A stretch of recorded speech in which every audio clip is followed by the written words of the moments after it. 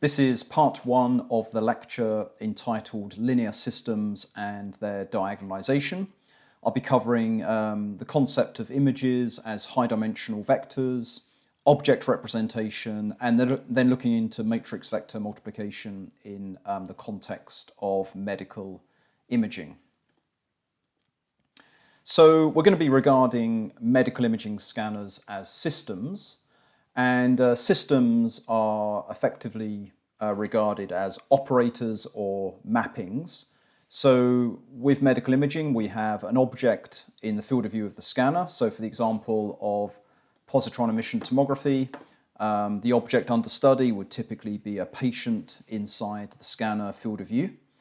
And we're going to be considering the fact, for example, in the brain, that there could be uptake of a radiotracer like fluorodeoxyglucose. And here I'm showing one slice through the brain here. This is just a simulation from a brainweb phantom of a fluorodeoxyglucose distribution. And I'm regarding that as a continuous function. Now there I'm just showing one slice, so it's a continuous 2D function. But of course, in general, that could be a 3D function. The radioactive concentration as a function of X, Y, and Z, and then that also can change with time as well. So it'd be a continuous 4D function that is effectively the object that is inside the scanner field of view. So the system then here that's a simultaneous PET-MR scanner, for which I'm just looking at the PET component for the sake of this example here. And then the output of that system, the output of that operator, so this system operates on that continuous function. The output is often a discrete function, and so there I'm showing some example sinograms, some projection data, which we'll get into in another lecture. And there that's an example of a 3D discrete function where I've got a two-dimensional sinograms, and then I've got a collection of sinograms as well. So it's really important to understand object representation. On the top left corner there, I'm showing again that continuous object, that continuous function that was inside the PET scanner field of view. So here it's just, again, a 2D example. But we can't realistically expect to measure sufficient data to reconstruct or to recover a continuous function with all of that close to infinite level of spatial resolution. And so it's always practical due to limitations of the scanner, due to computational limits and so on, but primarily due to limitations of the hardware of the scanner. We're going to need to discretize that object inside the scanner field of view. So here I'm showing a 50 by 50 discretization, just quite crude to prove a point. And you can see here that we're using pixel basis functions, little square elements in 3D, they would be voxels. And you can see that they contain effectively the average concentration as derived from that continuous distribution, the average concentration in each one of those areas or each one of those volumes. Here I'm showing an even more discrete case where I've really pushed it to an 8 by 8 image. A very crude discretization where we've got zeros in these pixels, as you can see, and then some values up to a maximum of 100, just for the sake of example here. And then importantly, on the right-hand side, I'm showing that this 8 by 8 array of pixels with different values in each pixel can be just reformatted into a tall column vector. And here 8 by 8 means I've got a 64-dimensional vector to represent this discrete image. Of course, here with 50 by 50, that would be a 2,500 dimensional vector.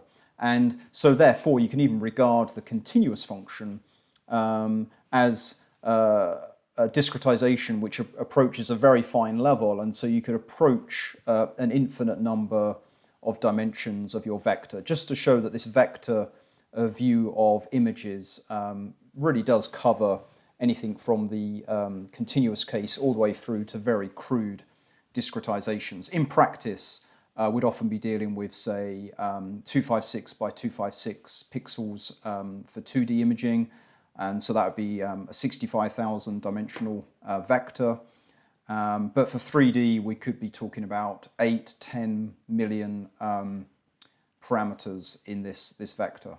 So the point is we're going to be, in image reconstruction for medical imaging, we're going to be seeking to estimate this parameter vector, okay, in order to represent the object that was inside the PET scanner or the medical imaging scanner's field of view. And so this is the approximation we'll be assuming nearly all of the time, actually. We're going to say that this is the continuous object that was being imaged by the scanner, and we're saying that's approximately equal to a summation of pixel basis functions. So I'm labeling these functions B of R as basis functions, and they're basically, for pixels, they're 2D top hat functions. So if you like I'm showing here, little square functions here, and then each one of them contains a value, and the value inside is given by this theta j. So B1 of R, for example, would be that top left pixel, and theta 1 would be the value contained in that pixel. And of course this extends naturally to voxels, where the basis functions would now be 3D top hat functions, and theta would give us the value inside each one of those voxels or volume elements. And then of course we have here, for the example, we're summing together j equals 1 to capital J such basis functions. So B1 would be the top left, B2 would be the next one, B3 the next one, and so on. But again, important to note that we're just using this tall parameter vector, which for this case was 64-dimensional, to capture all the information, the object representation parameters, which are going to give us an approximate representation of the object that was inside the medical imaging scanner's field of view. Just to prove the point again about these pixels being 2D top hat functions, you can see them explicitly now as top hat functions, and now that value theta j, which corresponds to the value, the grayscale value inside the pixel basis function bj, here it's just represented by the height. So theta j would be the height of each one of those 2D top hat functions, or indeed 3D top hat functions for the voxel case. So that was for the crude discretization, and then for a very fine discretization, you can see the same applies. So hopefully on this slide you can understand that we're dealing with anything from close to infinite dimensional vectors all the way through to quite low dimensional vectors for very crude object representations. Okay, so now I want to do a very brief tutorial on signals and images as vectors, just to really drive home the point that I've been making in that previous slide. So signals are just vectors, images we can regard as vectors because they're just lists of numbers. And therefore also matrices, which contain rows and columns, are also collections of vectors, collections of lists of numbers. And these find great application, of course, for things like the Fourier transform, convolution, and then crucially for our interest here, for many linear medical imaging systems, such as PET scanners, SPECT scanners, and in some way as well MR scanners, for example. They're often modeled in a linear fashion. Okay, so let's take a look at that in more detail. Here's a continuous function, f of x. So to link that to medical imaging in a very simple way, we could imagine that as a line profile through a brain, for example, where f is the radioactive concentration as a function of spatial position x. And so that's tracing out some pattern, some profile through the brain. And of course, we're going to be discretizing that due to the limitations mentioned earlier. So here I'm just showing explicitly the sampling points there. So I'm taking 15 samples of that function. And of course, that's a list of 15 numbers. And so therefore, that one-dimensional function can be represented by a 15-dimensional vector. And again, just to emphasize from the earlier example that we've looked at already, therefore if we had, for example, a simple 5x5 pixel image, if it's just blank, here I'm showing zeros by a white pixel here. Normally we can use black, it depends on the color scale you're using. So a 5x5 array of pixels would just be a list of 25 numbers which of course can all be just rearranged, reformatted into a column vector. If there was a trivial example of a different image with the letter A in it, for example, here I'm using red to indicate a value of 1 in each pixel. Again, that case is just going to be a list of 25 numbers which we can store in a column vector. So a lot of medical image reconstruction is going to be all about estimating a vector of parameters such as theta, which we can then use with basis functions to then have an approximate representation of the object that was inside a scanner's field of view. So matrices then, often in terms of signal and image processing, it is useful also to view matrices in terms of vectors. So we've got rows, of course, which can be regarded as signals or images just by following the previous approach I've been showing. And then we've also got columns, which can be seen as column vectors, and they are signals or images. So this is really spelling it out now. This will be useful when we get onto system modeling for PET scanners later on. So here then we've got row 1, row 2, row I in general, up to row capital I for a matrix, where, as mentioned, each one of those can be regarded as a signal or image.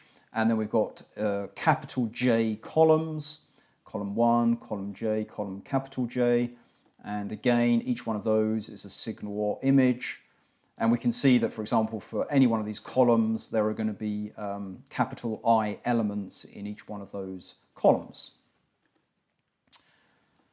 Okay, and so a matrix like that we might call capital A to show it's a matrix, and it's just made up of the set of numbers that form that 2D grid, that matrix of numbers. So a general row I and column J can locate a particular value inside that matrix, and here I'm just denoting the fact that there are capital I rows and capital J columns. Okay, so matrix vector multiplication should be very familiar to you. For this arbitrary matrix I'm showing here, there's an input vector x going to a matrix A and an output vector y. So often we'll see matrix vector notation like this. Output vector y is equal to system matrix A multiplied by input vector x. And surprisingly, this kind of format, simple as it is, just a linear mapping, works beautifully well, for example, for PET scanners, and as mentioned, can also be used, but with a different linear mapping for MR scanners and another linear mapping for SPECT scanners. So it's really important to be very clear on matrix vector multiplication for medical imaging. So let's look at it in more detail, that process.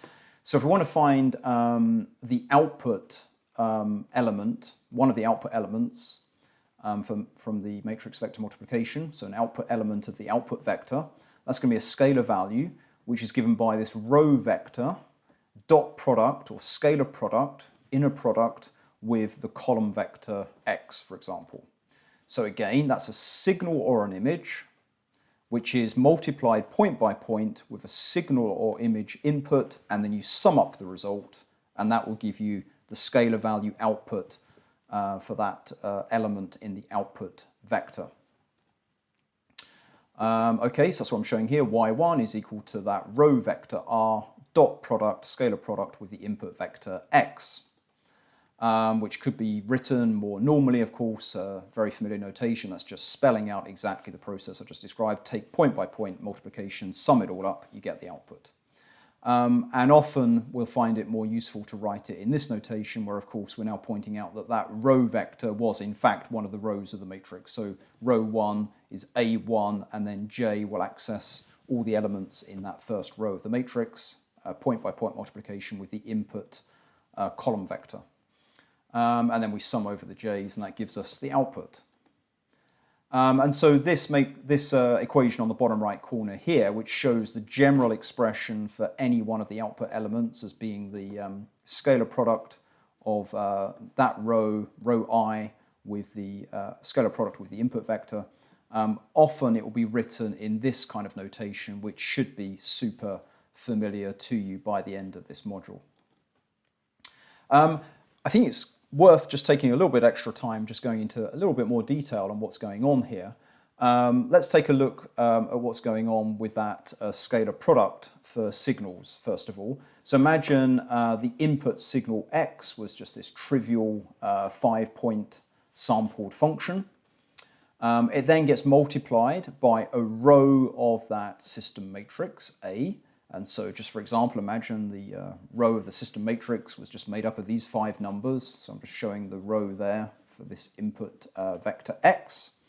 Then what's going to happen is we're just going to do point by point multiplication. So we just visit each of the values, just each of the elements, point by point multiplication. So this is modulating that. Once we've done the point by point multiplication, we then do the summation, and that gives us the scalar value output. Okay, so again, just showing that in discrete function notation there, just saying it's point by point multiplication and add it all up gives the output element. And again, emphasizing there the standard notation, which we'll be using a lot in the context of system modeling for PET scanners. So here now is the case for a medical imaging scanner, where the input vector now would be a discrete representation of the object that we're wanting to forward model to see what a scanner does to that object in the field of view of the scanner. So that's going to be a vector x, for example. I mean, it could be theta, but again, hopefully you should be familiar with changing notation. So theta, x, it depends on the context of the problem. And now a row of that system matrix for the context of doing a line integral, which could be useful for, say, modeling a CT scanner as part of the forward model of a CT scanner, or as part of the forward model of a SPECT scanner, or certainly part of the model for a PET scanner, although far more other physical components can be built into the system matrix. But just to keep this simple example of a line integral, we can see then that if we were to visualize one row of the line integral operator, then it would just be a picture, an image of a line through the scanner field of view. And that gets, this picture gets multiplied pixel by pixel with the input image, and I'm trying to represent that point by point product here. And you'll notice I've cheated a bit just to try and make it look a bit clearer, because obviously the brain would be completely zero everywhere except along where that line exists, and it would just pick out that line through the image. All the rest would be zero. And once we've got that product image, we then do the summation, and that's going to give us none other than the line integral through that image. And so that shows you how a scalar product applies in the context of doing, say, a forward projection along a line. If this was modeling a fully sampled case space for an MR scanner, then this row of the system matrix would just be a cosine and a sine basis function, a sinusoidal basis function. In other words, it would be doing a Fourier transform, where you just take the image and multiply it by the two-dimensional sinusoidal function for that particular point in case space. You do the multiplication, add it all up, and that will give you the coefficient for that position in case space. But here I just want to focus on the example of the line integral, which is often a core component in a forward model for medical imaging systems, especially in emission tomography. And again, just drawing out the emphasis on that equation there in the bottom left corner. So we could also look at the matrix vector multiplication from a column-based understanding. So again, the columns are just signals or images, because they're just vectors. And then what I'm showing here is that we can take that input vector, x for example, and this is just for illustration, just for the concept, we could imagine placing those values along the top of the matrix as weighting factors for each of the columns. Okay, so we're viewing that input vector as a set of weighting factors for the column vectors, and then once we've done that weighting for each of the columns, we then sum them all together as shown here to deliver one single output image. Okay. And as we've been seeing, we've been calling that a vector y, and here I'm just showing that that vector y is just a summation of the columns, a given column Cj for column j, and it's given weighting factor xj for column j. And again, just showing in the bottom left corner there, the notation using the matrix A. But I want you to really focus on the notation on the next slide, where again I'm showing y is equal to ax, which explicitly then is yi is equal to sigma j equals 1 to capital J, aij, xj. And just a few clues here in case you need extra guidance on these kinds of equations. Because we're summing over the index j, okay, j is there, and here we're summing over j. Because we sum over it, it means it does not appear on the left-hand side. And likewise, because we're not touching I here, we're not summing over it, therefore I appears on that left-hand side. It's a nice simple sanity check for writing out matrix vector multiplication explicitly with subscript notation. Okay, so that's what I wanted to say in part 1. I encourage you now to watch the part 2 video where we'll be going into linearity, nonlinearity, and linear shift invariance, again in the context of imaging systems. Thanks for listening.